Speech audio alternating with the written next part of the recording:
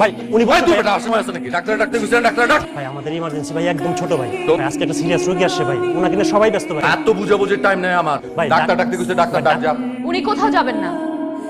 আপনি রেশাদ হন বা যে রাজে হন না কেন, শুনেননি উনি কি বলেছে? এমার্জেন্সিতে আমাদের একজন পেশেন্ট মারা যাচ্ছেন, সবাই ওনাকে নিয়ে ব্যস্ত।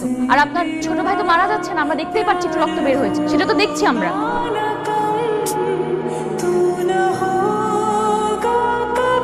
একটা ঝামেলা ফেলে দেওয়া হবে। কেন ভাইয়া?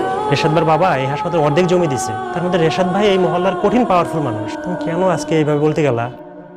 কি চিন্তা করেন? কিছু না। ও ভাই, সকালের ইন্টারভিউ ম্যাড আছে না, ডাক্তার হচ্ছে কিন্তু ভালো চিকিৎসা করে দিচ্ছে। গতকালকের মায়াটা কই? না মানে রেশাদ ভাই কোনো সমস্যা? ঠিক আছে, তোর ডাক্তার বুঝছি না কি নাম ওর?